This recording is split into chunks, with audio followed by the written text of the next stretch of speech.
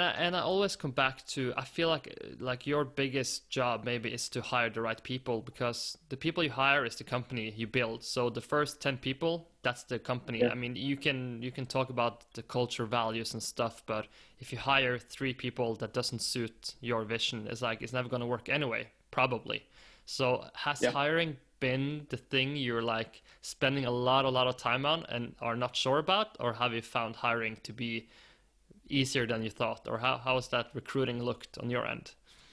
Yeah, I did quite a bit of recruiting back in my previous job, but I think the biggest difference in the work that we're doing now is, making sure you have a team you can believe in, because you're going to be in the trenches. There's going to be good days and bad days, and that team is really everything for the company. So for us, finding those right folks, it may take a little bit longer, but we want to make sure that we make the right choices when it comes to it. So it has been a lot of learning. I think it's been really exciting. It's been really fun meeting a lot of people and kind of going on this journey.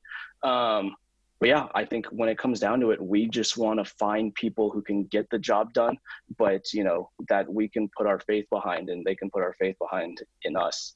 Because I think it goes both ways. One of the pieces that we talk about is every hire, we definitely want to improve on certain pieces, right? If we're hiring right now, we are looking at a senior data engineer. We want to bring in a senior data engineer that is better than all of us that are currently on the team, and that's something we're very open about.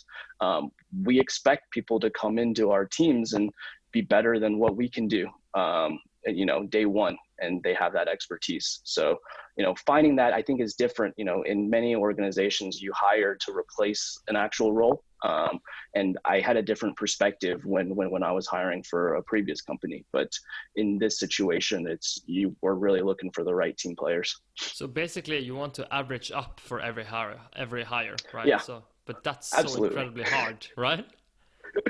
Yeah. So how do No, you do it's it? By talking to people, I or do you need references, or is it just like this complicated puzzle where you just try to get the pieces to fit in your head?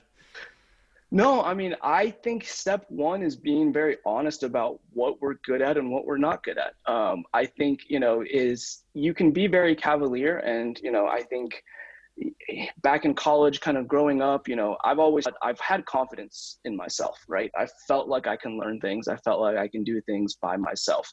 And, recognizing that you may be good at that, you may be a quick learner, but there's still going to be people who can help you even faster. And that's been, I think, the step one for our team, is recognizing and being very truthful and honest about, where are the gaps.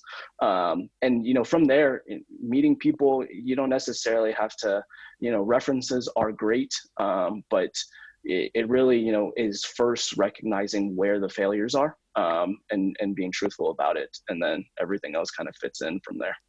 I think that's a very important concept, because even though you could solve every problem, that wouldn't be productive, because, I mean, usually, I don't know what you want to spend your time doing, but usually a person should spend maybe 70% of their time doing what they're best at, right? Because if Yeah.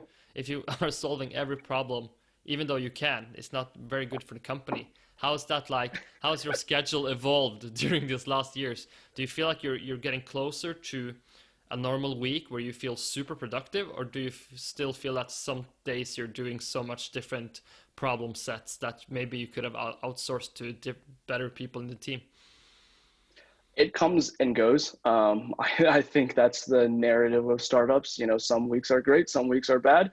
Some weeks you have everything on your plate, and some weeks you focus on one specific thing. So it's just a lot of different changes. But as far as the normalcy, I think it's getting, every time that we add more people to the actual team, it takes a couple months. You figure out what works, what doesn't work, and then you start to figure out how you work well with different groups. And then every time that happens, you get more and more scheduled.